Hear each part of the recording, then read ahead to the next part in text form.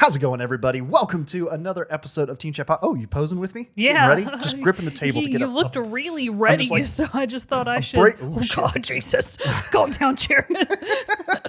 I'm just bracing Heavens myself, to Betsy. readying myself for a great episode here of Team Chat Podcast, a video game show where we talk about games, the ones we love, the ones we hate, and everything in between. I am one of your hosts, Jarrett Wilson, joined to my right by Rachel Mogan. Buongiorno. Buongiorno to you as well. How are you this fine day? It feels good to be be on the Buongiorno train. Yeah, you jumped off of it I said something weird last episode. time. You just didn't say it. Yeah, it didn't You feel just were right. like, sup. Oh, that can't be right.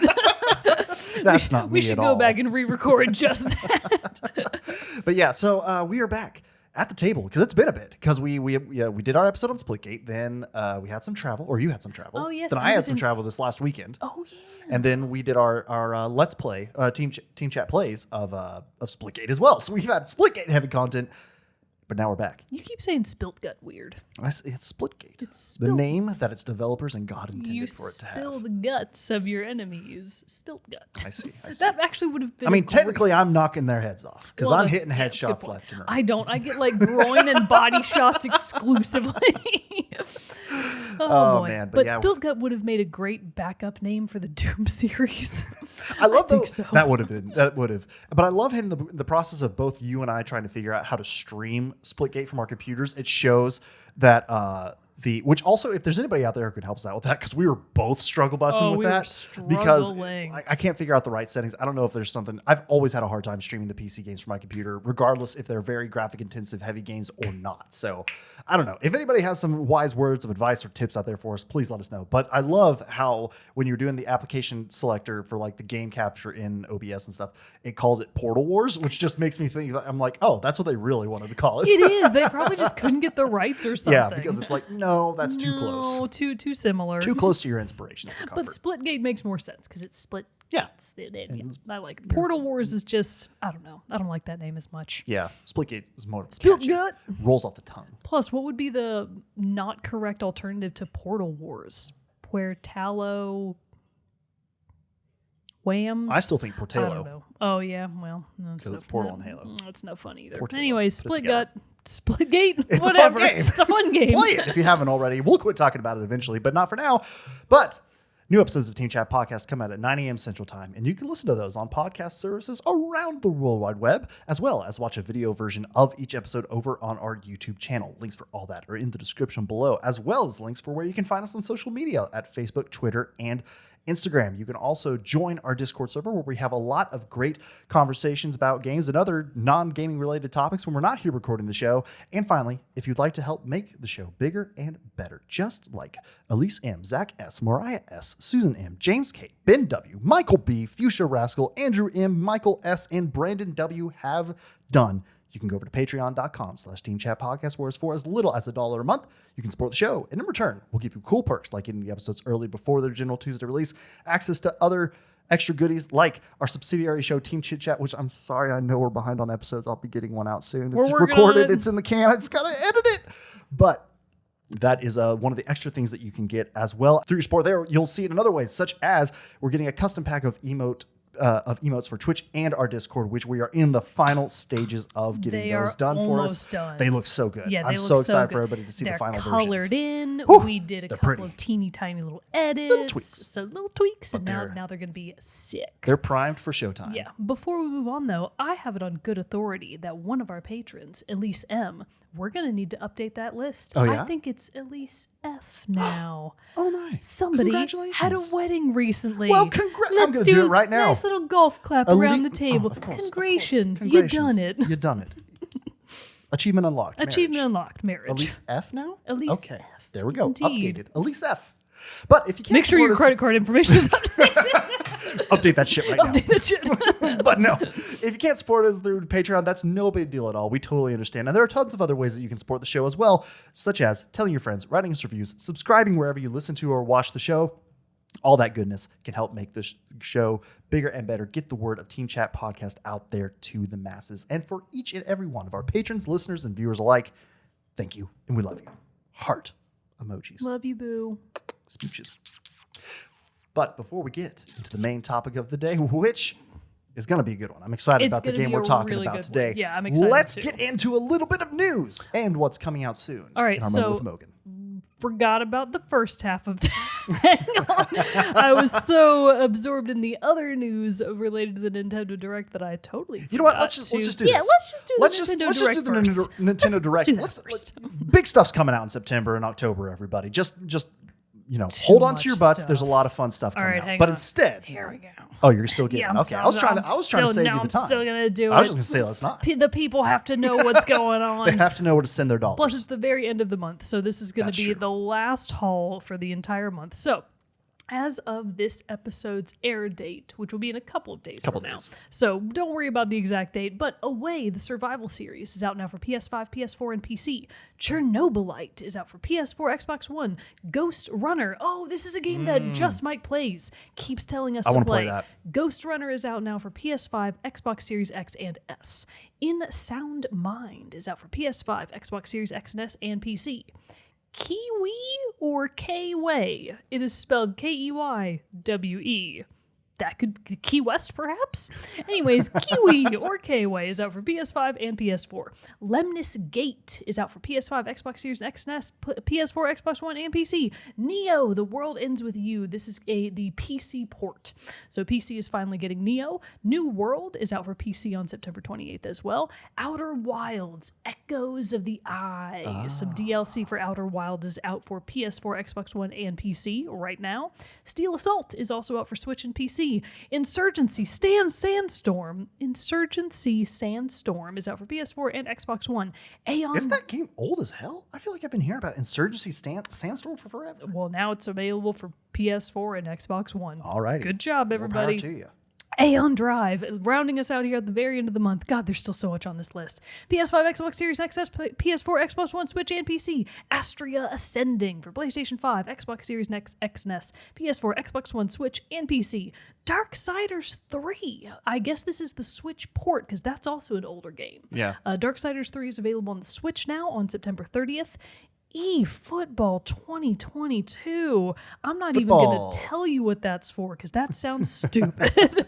An equally stupid sounding game, but at least this one sounds mildly fun. Hot Wheels Unleashed is available for Oh, I actually saw some little gameplay that does look fun. it seems pretty racing cool. game on Hot Wheels tracks. Yeah. Come on. Anyways, that's for PS5, Xbox Series X and S, PS4, Xbox One, Switch, and PC. Imposter Factory for PC is out on September 30th. So is Rogue Lords, again only for PC. The Last Friend is available for Switch and PC on September 30th. And then finally, at the very end of the month, we have Unsighted for PS4, Xbox One, Switch, and PC. Jesus, there's a lot coming out. Unsighted? They're making up words now at this point. I'm not going to go too much into October. Forspoken. We're just going to have to do a backtrack. But on the far horizon, on October 5th, the only game that matters, Alan Wake Remastered, is coming out for every console except for Switch. So I want to get that game very, very badly. Yeah, I've heard a lot of great things about Alan Wake, and that's another one that we've both missed out on. We've been sitting here, or at least I have. I've been sitting here talking about wanting an Alan Wake remaster for years and years and years, specifically because longtime listener and supporter of the show, Brandon, has told me again and again that game is awesome. Yeah. And I never got to play it because it was Xbox exclusive. Didn't have an Xbox. So now's my chance. Now I finally get to play it. It's all coming together. Yep. So the Mad Lads, they finally did it over at Remedy, whatever games. Well, it'd be cool to see too, since we know that the universe now of Alan Wake and Control is connected. I'm way more excited to go play Alan Wake. Yeah. It's Jesse, right? Yes. Jesse Faden? Yes. Faden. Jesse Faden. I don't know why I wanted to call her something different. Anyways, I hope Jessie is just kind of like in the game. That You just see her like walk in the background. just and you're like casual cameos. You're like, Jessie? What happened? Yeah, Anyways. that would be really cool. Yeah, we can only hope. But the other bit of news that was within the last week or since our last episode that was big, rocked the world with all of its many, many announcements, Yes. was the Nintendo Direct, where they got to showcase a lot of the games coming out through the rest of the year and in the future. And there were some pretty big announcements coming out of There that. were a couple of big ones. Yeah. You want to just start with the biggest one? Let's go with the Let's just biggest start with one. the big one. Bayonetta 3, which has been rumored for years. I mean, they did like a teaser trailer many years they're like, ago. it's in development. But that was like, no information Yeah. for years. And then they finally showed an official real trailer with gameplay. Yep. And supposedly the game is coming out early winter of next year. that's pretty cool. Yeah, it's pretty And I awesome. love too that it was like, I want to say it was within the last week or so Right. before the direct, that there was like somebody had asked Nintendo or Platinum Games, the developer, being like, hey, when are we getting some information? And they were basically like, hey, it's out there. It's just not yet ours to say when it's going to be. So it was really cool that it was literally like the next week. They're like, okay, here it is as part of this direct. Yeah. And people could finally, who have been waiting on that game for forever, can finally have some information about it and see what's up. Just to give you an idea of how very MIA Bayonetta 3 was, still when you Google Bayonetta 3, some of the questions, like the common questions that Google populates for it, is Bayonetta 3 canceled? so it's still showing up nobody in knows. Google, Nobody knows what's nobody happening. knows. Also, I may or may not be correct about early 2022. They may have just said 2022. Okay. I might be getting my games confused. So this one might just be supposedly 2022, which would be nice. Nice. So yeah, that was the big one. We also got news, an official confirmation that the N64 games and Sega Genesis games are going to be coming to Nintendo Switch Online, Yes. which is very cool. Such as even like Super Mario 64, which I think is so funny that they released the 35th anniversary edition of those know, three games, right? and then they're like, we're never going to sell this again. And then here you go. Here's the original N64 Like, version. okay. I mean, I now know we they're not. see. Yeah. So I was like, oh, okay. I get Okay. it. But there's Yeah, also we get still it now. Mario Kart 64, which is like, come on, it's one of the best Mario Karts, Well, if not the best Mario Kart. I think one of the more, not necessarily niche games, but just a game that doesn't get mentioned nearly as much as Mario and The Legend of Zelda. I know a lot of people are really happy to see F-Zero Yeah. be finally available again, because that's a game that gets no remakes. Yeah. So the fact that people are finally getting F-Zero again, that's pretty incredible. That is pretty cool. And they did confirm that a lot of these, well, supposedly all of these games are going to have both local and online multiplayer. Which, like, how cool is that for capabilities. Mario Kart 64 Yeah, especially? that's like, gonna be come awesome. on, that's going to be awesome. We're definitely going to have to do a Team Chat Plays night of some Mario Kart Now, 64. they did also confirm in that same breath that the N64 and Sega expansions, which is really what they are going to come along with a new, presumably more expensive tier of Nintendo Switch's online service. Mm-hmm. It's still true that $20 is the grand total for the year for Nintendo Switch Online as is. So I don't think the price raise is going to be that much. Yeah. I mean, I It's can't already even, pretty I can't cheap. even Like, imagine that it would be more than $30 a year, right? I was honestly going to say it's probably like, yeah, $5 to $10. I was going to guess 25 to 30. Yeah. Yeah. So Oh, you mean an additional 25 to 30? No. I mean 25 to 30 So like flat adding out. $5. Yeah, Yeah, exactly. No, same. I agree. Because it's like they've already priced it so well with that, because I think what you're getting for the Nintendo Switch Online at that price is really, really good. Yeah. And so I think like if they come out and be like, cool, you get to play these like 6-7 changing games of the N64 and Sega Genesis, and this is like another $20 a month, people are gonna be like, no, what? no, excuse me? Yeah, no one would Get buy out it. of here. So I think Nintendo knows that, and I think they're probably going to price it reasonably. Right. So they haven't confirmed the pricing yet, though, but we'll see. You know, I just cannot see $70 a month. Yeah. It's like, no, I don't think they're gonna do No, that. they're not gonna do that. That sounds crazy, and they know that. I mean, there definitely can't be more than like PS Plus or Xbox Live Yeah, every month, or that's- you're gonna be, or people are gonna be like, no. Yeah, we basically already know as bad as it can be, and Nintendo's definitely not going to outdo that because they don't have as much on their platform. But wait a minute, Switch Online isn't monthly; it's yearly. It can be monthly. Oh, okay. There are options to pay monthly. But it's still like $20 a year, Yes, right? Because the it's still family plan, which I $20. have, is like $36 or something, Correct. something like that, which you can get 8 people on. So Oh, then it's wow. like stupid cheap. Family plan. Must be Yeah. nice to have a family. You can be on my family plan. Okay, yeah, add me. I'll cancel mine. But yeah, so that's been really cool to see. I'm already excited about how many rounds of Mario Kart 64 I'm going to be playing. But the one thing, Mogan, and I know there's a lot of big games, a lot of big stuff, but you know what? No other announcement, I believe, was met with such ire as the announcement Oh yeah. of the Mario movie and So- its cast. So we knew the movie was coming, This and is I've a been looking live forward to it. action Mario movie. Animated. I believe, Animated. because it's Oh, it's yeah, you're right. Illumination. You're It's right. the people who do Minions, Sing, stuff like that. Right. So I mean, I'm pretty sure it's going to be CG. Maybe it'll have some live action stuff in it too. I don't know why I thought it was live action. But so we've got that, which is cool. I'm super excited for that. Would love to see a Mario movie other than Super Mario Brothers, the 1990s movie, which is good or bad depending on how you want to look at it. Incredible. You hush your mouth. It's awesome. I've seen it. I watched it and was like, what is this? But you know what? I can't look away. Golden.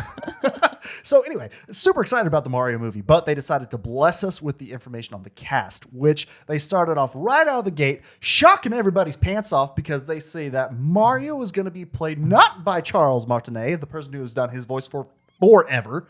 No. Chris Pratt. Oh my God. Are you kidding me? What were they thinking?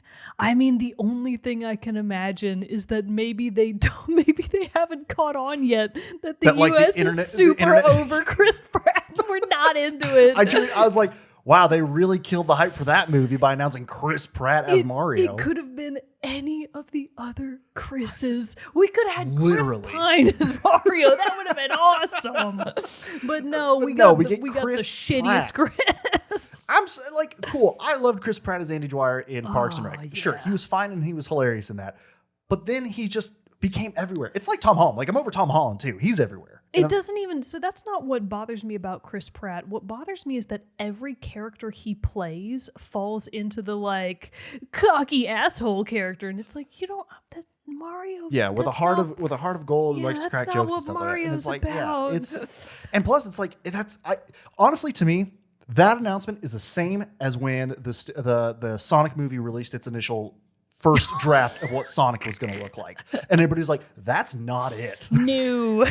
And I mean, low key, like part of me is hoping that maybe it's not too late to recast. I wonder, honestly, like, I would be shocked if they did. I mean, I was shocked that the Sonic movie completely redid it. But that was for the better, I think. The difference is that a lot of animation studios don't have, what's it called? Unions. Yeah. Actors do, and they also have contracts. Yeah. So I who knows? strongly doubt that we will see a major shift, but we can dream, right? We can, because that's going to be so jarring. We could have Sir Patrick Stewart as Mario. It's going to be so jarring. That would be amazing. That would be awesome.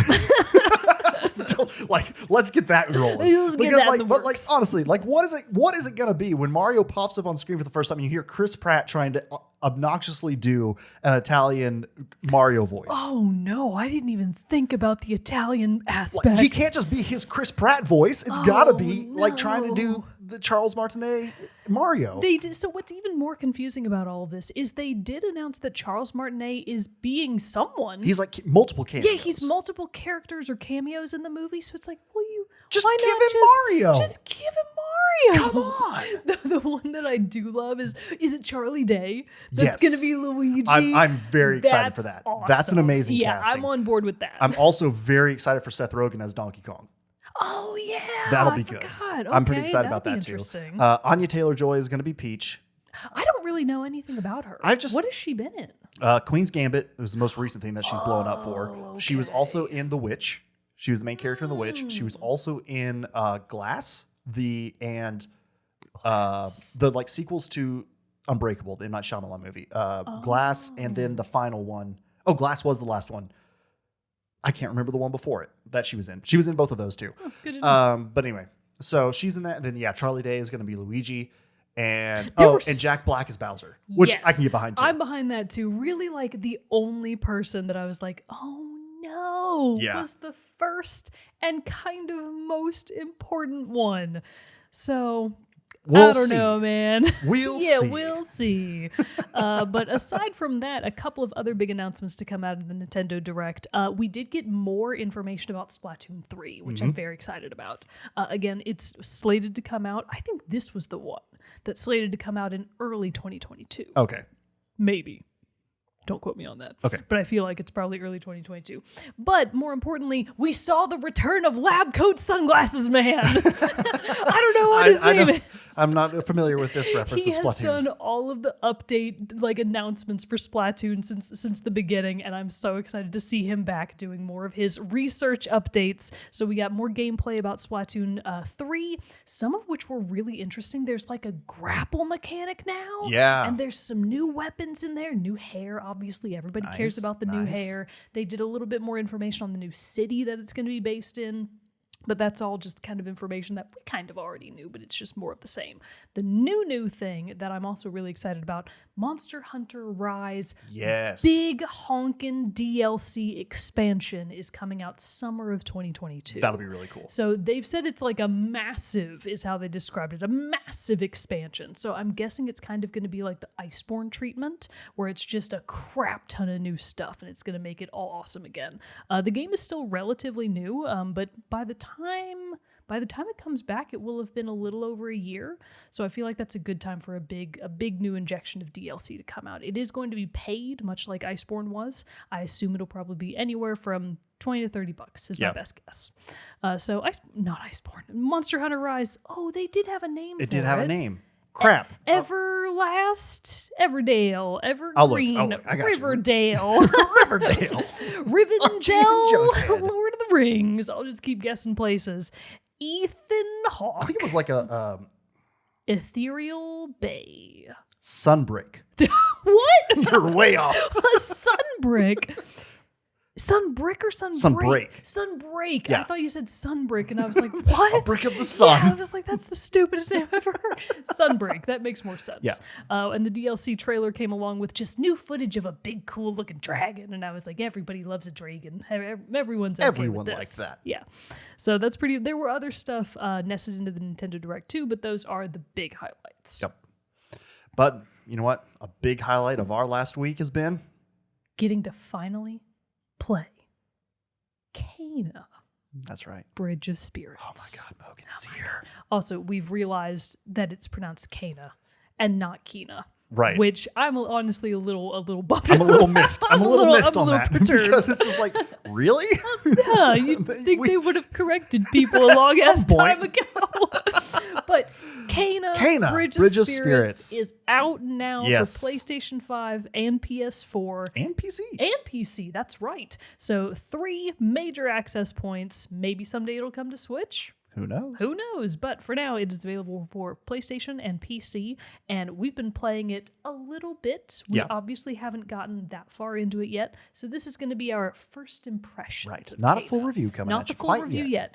But it's so exciting to think that we actually might be able to do the full review way sooner than we get to for other games. Because Kana is meant to be like a 20 to 25 hour complete experience. Yeah. Which, so hopefully, thank God. Nice quick little game. Nice quick game. You know, we'll be in and out, 20 minutes. Let's get us another Ratchet and Clank 5 or 4 or whatever the game that came out was. More short, concise games, please. This is exactly what the people I've been knocking those out of the park lately. Yeah. I've been adding to my list of games completed for this year. I need more in the W category than the L category. But yes, we are here to talk about Kana Bridge of Spirits.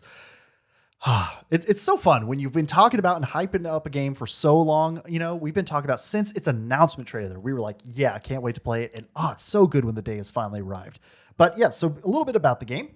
It was developed by Ember Lab, which is a 14-person team. Which is honestly mind-blowing. Yeah. So seeing what they've created, the fact that it's an indie game. First of all, it's only $40. You can get the base version of the game for $40, which is really nice compared to those $75 PS5 price tags. Oh, How much was your version? It was $10 more. Oh, because so I got the yours was digital 50. deluxe. Oh, so it wasn't even related to the fact that it was PS5. Yeah. Oh. Yeah, because it just gave you like extra rot skins and then like the soundtrack and stuff like that. Well, how about them apples? But you commenting on the price of games, this is not related to Kana Bridge of Spirits, but I was in Target not too long ago, walking by the video game aisle as I am one to do. Was Anthem on sale for $40? No. It was in a box that just said free. Take as many as you want. Please take them. But it was a dad buying a game for his kid. Kid wasn't there. I guess it was going to be and I just like walked by and heard this interaction taking place. He unfortunately was buying Madden for his child. And I was like, no, what are you doing? Did you tell him it's a scam? Did you stop him and did you go, stop, sir? But so he was buying Madden and he's asking the associate there to help him out. And he was like, yeah, I want to get this one. And he's like, man. And as I'm walking by, I hear him go, man, the markup's really gone up on these, hasn't it? Yeah, I remember buying these, and there was a lot, and then this one's $100. I'm like, sir, you are not about to drop $100 on Madden. Oh my What are you doing? God. Getting like some Game of the Year edition or whatever but I just like the hurt in his voice at knowing he's shilling out $100 for poor man. You should have stopped him and been like, "Have you heard about Cana Bridge of Spirits? It's only $40." You have a second to talk about our Lord and Savior, Cana Bridge of Cana Spirits, Bridge of Spirits. at only $40 MSRP. But no, so my it was a That's very funny. I had a sad. sad chuckle to myself as I walked by. I was like, "You fool, you poor fool." You poor But dumb anyway. bastard. But anyway, I just remembered that when you mentioned the price, and I was like, I'm "Oh, I glad gotta you tell told this me story." that is funny. But yeah, so only at $40, so it's not a big investment. And I honestly think like I have to temper myself a little bit because I realize sometimes in these first impressions I tend to be like it's new and I'm blinded by the game being new. But I will say, from what I've played so far, I feel like that's a very, very worth an investment. Oh yeah, it is. But so it was developed by Ember Lab, a 14-person team. Oh my God. Directed by brothers Mike and Josh Greer, who are the founders of Ember Lab. And the soundtrack is by Jason Galati. More on that later. Yes. But what are you thinking of it so far? Obviously, this is our first impressions, so we're not going to go super deep into story. We're not going to like be spoiling shit left and right. We're just talking about the first, and we've talked about it. I think we've only been able to play so far each about maybe 5-6 hours, I think total. Yeah, so we're still early. We're very in- early. I'm only still in the the first area of Forgotten Forest. Me too. Okay, Good. I cool, think cool, we're in the, based on the amount of rot we have, rote. I say rote. I say understand rot, that just some because people that's what it might say looks rot, like. but since I was just playing Garden Story, where the main enemies are called the rot, I'm like, no, I need something to differentiate those games, so I'm going to call these the rote. But you know what? You're probably right. If they misled us and led us astray on the pronunciation of Cana, I bet you're right. Yeah. It's rote. But anyway, and like, how could they be bad? How can you connotate the Well, rote with the bat with they rot do- with being bad because they're so damn cute? They do say it in game though, and I Oh, they feel do? like they're called the rot. Or maybe Yes. because there's that Crap, I old don't man. know. Never mind. Whatever. We'll play the game and we'll figure it out. The point is, later. we'll play it more and we'll figure it out later, and I'm not going to change my ways. I promise I will never improve and never change. But the important thing to know about Cana, Bridge of Spirits, we will give you the most base level, high level overview that you could easily get from the trailers. Yes. So you play as title character Cana, who is a young girl, probably in her mid to late teens, I would guess, max lower 20s. I strongly doubt that. And she is a spirit guide. So her job is to go around and basically guide wayward spirits on their path into the afterlife. So if if someone has passed on and they've got regrets, or they passed on in a way that maybe wasn't so good and their spirit is clinging on to the human world still, her job is to go and help them peacefully pass on. So there's a lot of, I guess, not necessarily symbolism. There's a lot of inclusion of wooden masks in the game as being like one of the things that are kind of like a physical item that helps spirits pass on, because in the lore of the game, they carve wooden masks for those who have passed on, and then as the mask deteriorates over time naturally, that symbolizes them passing into the next world. So the only reason I mentioned that is because it's eventually a function of the game. So that's pretty much Cana. Yeah.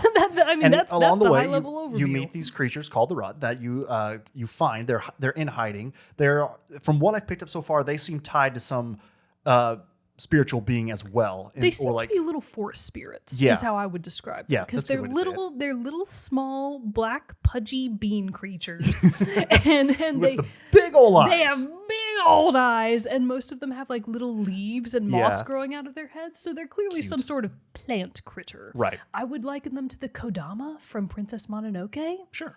Or, Pikmin. Yeah. They're much like all of the above. The Kodama and Princess Mononoke are kind of creepy, though. Whereas Yeah. the Rote, they're just cute.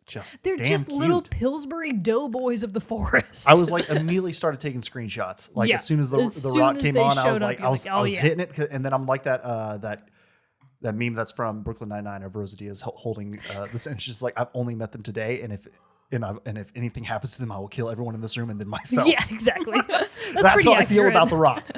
But those puppers, they're Oh my going. God. They're woofing at They're somebody big. boofing. Ooh, They're getting they're them. protecting this house. Goodness. I love it. But what is your overall impression of it so far? Like my starting off. very first impression that I want to mention first and foremost, and as soon as I say it, I need you to be on that Google machine so Okay. that you can help me. Cana's voice actress. I already got it Cana's for you. voice is so pleasing. It's such a nice, like, just hearing her talk, I'm like, will you talk more, please, pretty lady? So you bring this up. We're going to already skip ahead then because it ties into itself. We're going to skip ahead and talk about the soundtrack. Okay, that's fine by me. Because these are two of the things that I'm like, yeah, it's going great. So I wanted to get all this information correct. So I did just like pull this section from the game's Wikipedia article where they're talking about the game. The game's original score, so this is all quotes. The game's original score was composed by Jason Galati. Jason Galati was listening to the music of Balinese ensemble group Gamelan Sudamani for inspiration and reached out to... Oh, I wrote the pronunciation down this time. Oh, I was nice. a smart Good. Wow, smart man. And he reached out to seek a collaboration, wanting to remain respectful to the culture because this game draws influences from Japan and Bali specifically. Yes. Gamelan Sudamani, associate director and lead singer Emiko Saraswati Susilo, was initially hesitant, not wanting a traditional gamelan music to be featured in a video game, but agreed to collaborate after speaking to the team and resonating with the game's themes. She is also the voice of Kana. Oh my God. Wow. Yeah. No kidding. So a lot of those musical tracks that I'm hearing then, that's her. Yeah. What a talented person. Right? Oh my God. So Galati and Mark Greer, one of the creators of the game, traveled to Bali to record with the group. The founding director of the group, Diwaputu Barada, created original compositions based on footage and descriptions of the game. When Galati presented samples of sacred music, Barada would inform him if it was inappropriate or not, and instead create a new composition with similar feeling. The game features music with vocals from Susilo, who also voices Kana. And despite being influenced by the films of Disney, the team avoided in-game musical performances to keep the game more grounded. That's awesome. Yeah. I love everything about everyone likes that. Right? What a nice time. Because how cool to not only be like, hey, we want to, respect your culture and everything that we're basing our game off of. We want to really, collaborate with you and make this soundtrack be perfect and fit perfectly. But they're also like, you know what? No, you get to voice our character too. I love it. This is a broad tangent, but this is another reason to play more indie games because I feel like for whatever reason, probably because they just have fewer bureaucratic, less red tape to get through. Yeah. I feel like indie studios for some reason seem to be better about this, about being really respectful of cultures that they're borrowing from. Not all the time, obviously. There are lots of missteps along the way, and not every game has anything related to another culture. But for example, like Never Alone, that game that we talked about ages ago about the Alaska Native people. Yes. And then I feel like just from a mental illness perspective, our favorite game about woman and Vikings and Furies. Voices. Oh, Hellblade. Hellblade. God, why could I not think? My brain was like, no. Not today. You will not have access to that information. Like Hellblade is a great example of that. That, again, is another really small studio that managed to do incredible things and be really respectful of the subject matter that they were trying to cover at the same time. So, anyways, the point is, play indie games because a lot of the studios behind those games are full of really nice people. Yep. But another note of that section about the soundtrack, which the soundtrack is just like incredible. From the trailer, like the first trailers, like it's just that incredibly moving score. Like it fits perfectly with the setting. It just is. I can't wait. Like my digital deluxe version came with the soundtrack, or a sampling of the soundtrack came like 10 tracks from it. And I'm like, I want to listen to it so bad, but I also want to wait until I experience it all in the game and then go back and listen. I kind of like to do that with especially games I'm like super excited about. But so I've just been loving the soundtrack. So they obviously all this collaboration paid off because it's just been fantastic. But that in that section where it said like Disney movies are an inspiration, I was immediately like, oh yeah, this feels like you're playing a Pixar movie. Like it feels like in level of like the quality of the animation and all that, and just kind of its overall like there's a darkness to it in the story because that's kind of the thing, you find a wayward spirit who's not going peacefully, basically. Yeah. And that kind of sets up as the main conflict. And so there's that dark side of the game, but it kind of still has that overall like lightness of like the, of what you would expect of like a Disney Pixar. That's a really good point to bring up because when I've been playing Kano, one of the games that I've been thinking of a lot, not necessarily in terms of gameplay, but in terms of the feeling and the setting and just kind of the tone that the game takes overall, I'm getting very strong Okami vibes. Oh, interesting. Which I wasn't really expecting. But something about the game just really reminds me about Okami, and I'm like, yes, I love that game. I'm sure that it probably has a lot to do with Another one of the big themes that's kind of woven into Kana's gameplay is that you're going through these areas that have sort of been corrupted by malevolent spiritual influences. So as you play through the game and you kind of restore those points back to their previous, I guess, uncorrupted glory, you're kind of restoring nature in the process, because all of these kind of curse zones, they're ugly as sin. They're hideous. They're all like red and gray, and they're goopy, and they look bad. So when you blast that all away, everything kind of bursts back into like greenness and nature and splendor. And that's very reminiscent of Okami. So that's probably where my brain is drawing those lines, but that's a good thing. My kind of like game comparison of what I'm in my head, it's given, and I can't quite put my finger on what it is exactly. It's giving me strong Horizon Zero Dawn vibes. Really? Yeah. I think just I think the same kind of way, like how Kana's staff has a lot of versatility to it. So does Aloy's. Like, you know, it can also be like a bow. It can be a spear. It can be, you know, a lot of that stuff. And I think just also kind of too, like how it is, like you're cleansing a corruption, and you do that in Horizon through the corruption that is taking over the monsters, the machines and stuff like that. So there are parallels. It's not completely similar, but still those parallels. And I just kind of keep seeing that and feeling that as I play through the game, which is making me love it even more. Yeah. But a little bit, I guess we should say about the game and what you're doing when you play it. It is a third person and open world. Pretty kind, like not like totally open world. It's more open world than I expected it to be. I was expecting it to be a very linear experience, more akin to like the old 3D platformers of like, even like say Spyro from when I was, you know, like very much a defined path that you're going down. I thought it was going to be more of that. But this is like, you have a big map. You have these certain world areas that you can travel to freely. It's not like you have to be like, cool, you reached the end of that level, let's move on. You know, so it is not full open world, but it does have, I would say, open world light. I think that's kind of a good way to put it. I wouldn't necessarily describe it as open world. I would liken it in size to something like a Twilight Princess or a Skyward Sword. Yeah. I'm not saying like a Valhalla. I'm not saying like Assassin's Creed Valhalla. So it's definitely not Breath of the Wild. Yeah. No. No. It's a little bit tone down your expectations a little smaller bit. than that. A little skosh. Just, bring it down a little bit. But the actual gameplay of it is really interesting. And not necessarily difficult. It's actually really easy to pick up because Kana has her staff, exactly like you said, and the rote. So the whole point is that as you're going through these areas and cleansing them and sending spirits off to the other world, you have to beat shit up in the process. Yep. Classic video gaming, baby. So these kind of corrupted points, they'll spawn enemies at you, and you just sort of have to wipe them out to be able to get to a point where you've weakened the point of corruption enough to then cleanse it with the rote. So your attacks are R1 and R2, and it's basically just bashing them with your stick. And I'm like, yes, let's get into some of that good old-fashioned hack and slashing. Now, there's technically there's no lock on for manual, but the auto lock feature of the game is actually really intuitive. Have you noticed that? There is a manual auto lock. You can manually lock onto creatures? Yeah. Why? R3. Why would you need that though?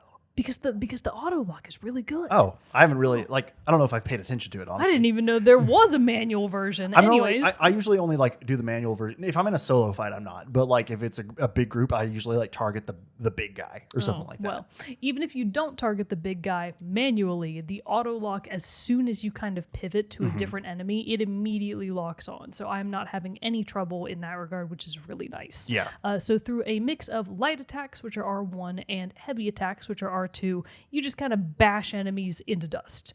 Now, on top of that, you can get the rote involved. So I think it's really cute that one of the first things the game teaches you is that the rote are kind of scared of stuff. Yeah.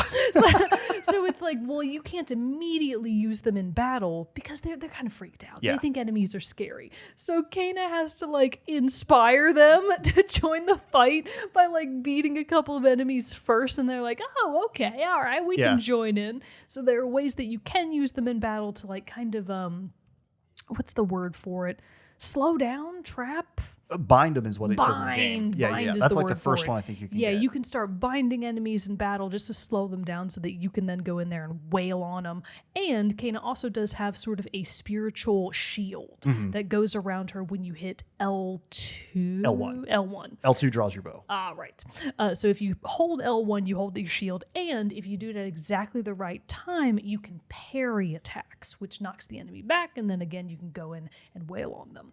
I've been getting the hang of the parry, but it's actually pretty tricky to get that timing right. That's what I was going to say. Yeah. Like the fun thing that I have really loved about this game, obviously the combat's a very big feature of it, but I have loved how precise the combat is. Like you have to have your timing for that parry. Oh, that parry down. has to be just It right. has to be perfect. Yeah, it's Dark Souls level if you had better be right about Yeah, this. like and if you're wrong, like you take, what difficulty are you playing?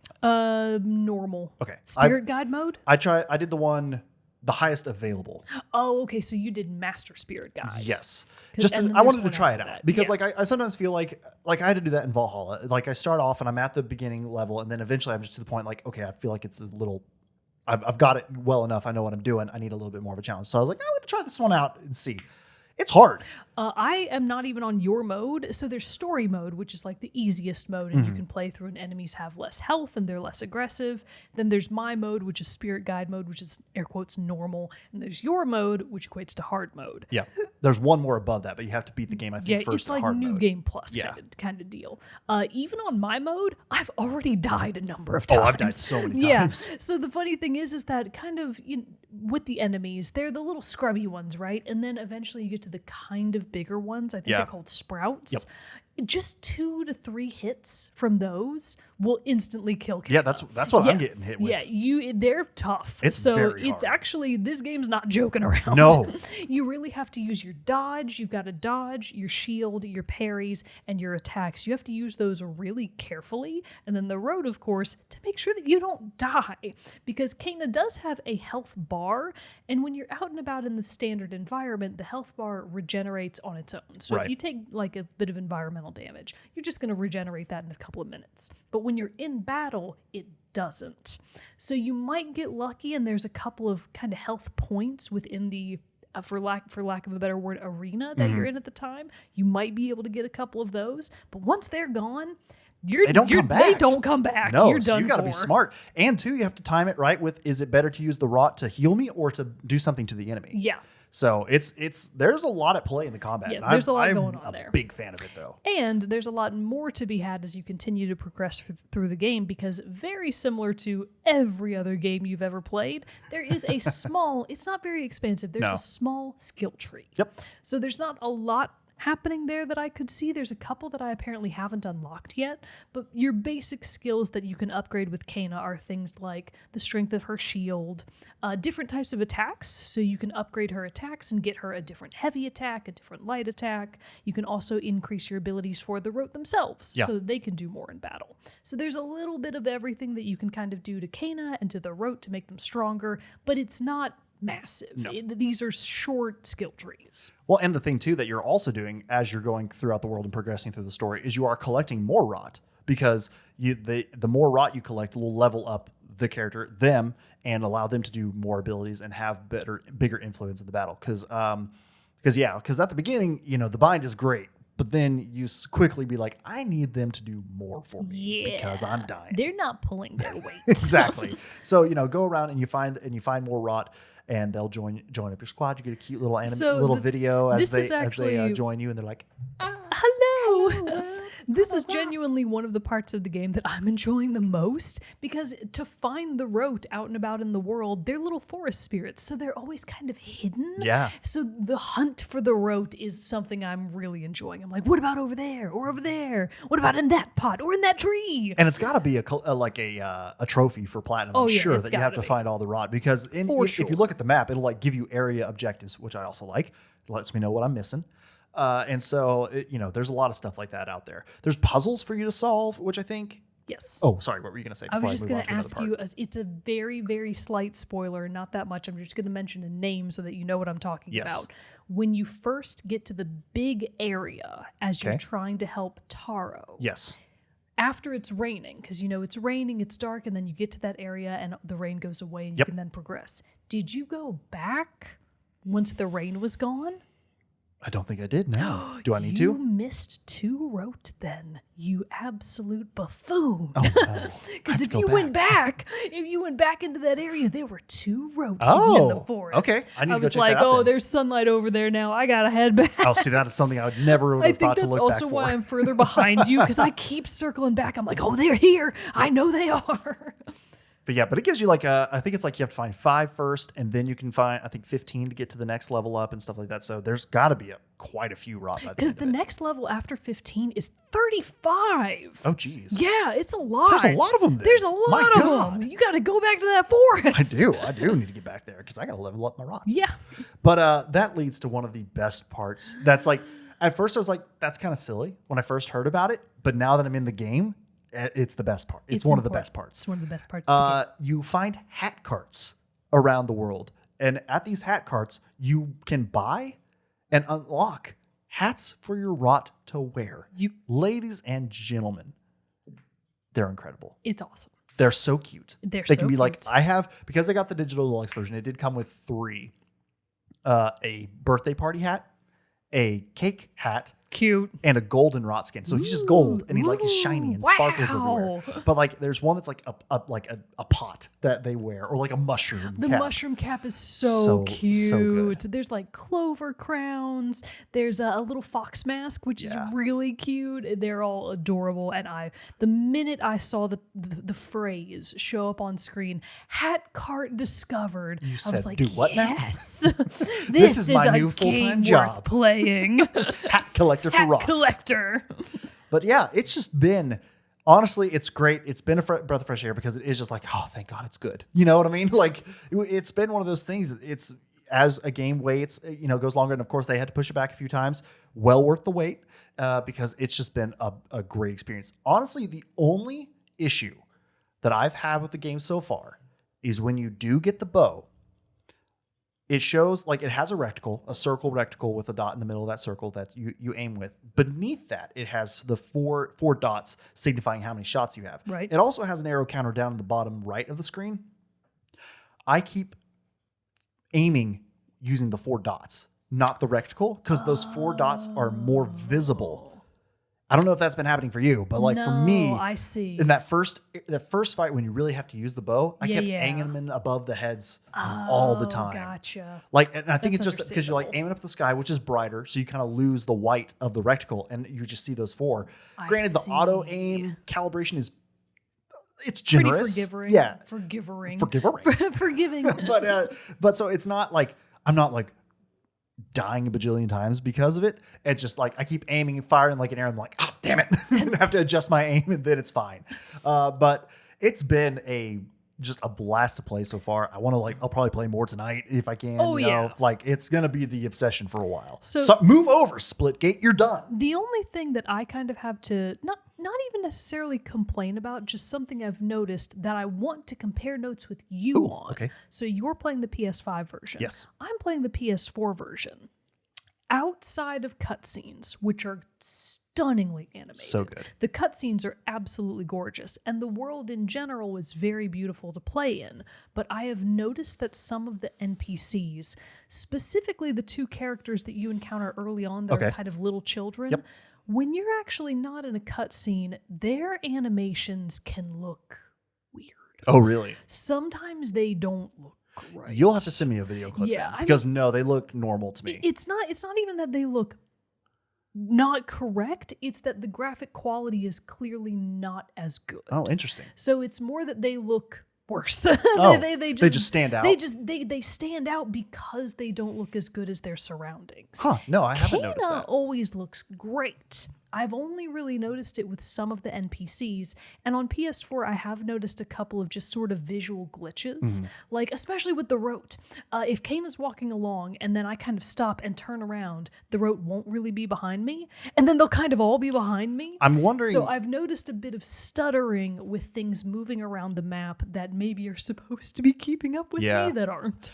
I wonder, especially as you collect more and more rot, I wonder if that will get worse. Yeah, you'll have to I wonder keep about us that updated too. on that too. But no, I haven't noticed that. If you see it again, try to like capture a screenshot or something to send to me, because no, I haven't noticed any kind of a visual The glitch other like that. weird thing that might even not be a glitch, and again, it's specifically for the rote. Sometimes they just don't. They're supposed to kind of swarm around you and move with you all the time. Frequently, they don't for me. Do they kind of like just sort of not come with you sometimes? Yeah, a little bit. Okay. It's like maybe that's if you just how stand the game still, they is kind of then. gather around Yeah. your feet. But yeah, I would imagine that's probably a memory issue and like trying to manage that. Probably. Because yeah, especially if you're collecting like 40, 50 rot by the end of the game, like that's going to be hard to like keep all that stuff around to your render feet. them all in I there do all at the love same that you time. can like sit down and like take a break and like play with them all. That's very cute. It's so I cute. like that too. So good. It's Adorable. a fantastic touch. So yeah, but like honestly, that arrow thing is the only thing I've like that's kind of been a knock, and it's very minimal. I mean, other than the few small graphical issues that I've run into, there's really nothing. And none of the glitches have been game breaking. Oh, yeah, no. Unlike a recent game breaking glitch I encountered in Eastward. Warn the good people who play Eastward. Yeah. So if you're playing Eastward, just pro tip, no spoilers. If you get to a save station called the Big Station, do not save and quit there. Don't do it. Don't do it. You will not be able to get that file back. It's a known glitch. So do save anywhere else. It's just that one that's broken. But the point is, Kana is great. I'm having a blast with it. The rote are absolutely adorable. I was going somewhere with this right before I Play got it. sidetracked by Eastward.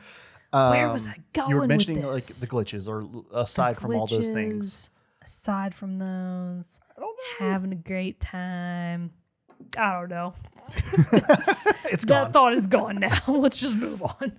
But yeah, it's been a great treat for me to be playing it as well. I'm just really looking forward to playing it. Again, it's another one. Oh, I got my thought back. Go for it. All I was going to say about the graphic things that I've noticed on the PS4 version, I assume that they're probably not as bad in the PS5 version, and I am very happy to forgive and overlook that because it's a team of 14 people. Yeah. And the fact that they achieved what they did, I'm fine with that. Oh, yeah. If some of it doesn't look as sharp as it possibly can, I don't care. Yeah. I will happily look past that to the good game that is right there, just right beyond those couple of tiny little nitpicks, and understand that what a team of that size accomplished is astonishing. Oh yeah, I don't know. It's a I great, genuinely don't know how they did it. Yeah, and I mean, I wonder. I should have looked how many years it was in development, but because like, they had those two delays, like I said. But yeah, it's just so far the quality has been top notch. And talking about delays, every game. Yeah. Every major game got at least 1 to 2 delays. So it's not like they're, unusual in that regard. Right. It's all of them. They all got delayed. The Rona. What can you do? What can you do? Well, you can stay inside and play video games. You can play Kana. Play Kana Bridge of Bridge of Spirits. Spirits. Because as of right now, as we sit here, again, not our full review, just first impressions of it, it's great. So again, I would definitely say play it. yes, it's definitely worth it for sure. So play Kana Bridge of Spirits. Have a great time, just like we are. But yeah, I think those are the first impressions. that's pretty much all I have on it too. Yeah, I don't have many other notes. I'm gonna keep my notes for as we go through and everything like that. But it's just having a blast. But with that, everybody, my goodness, those pups, they're Your woofing puppos again. are going crazy. They're going nuts They're today. going A lot of people wild. walking by their window. But that pretty much wraps it up for this episode, I think, everybody. So thanks for joining us. But until next time, I'm one of your hosts, Jarrett Wilson, joined to my right by Rachel Mogan. Adios. We'll see you all next time.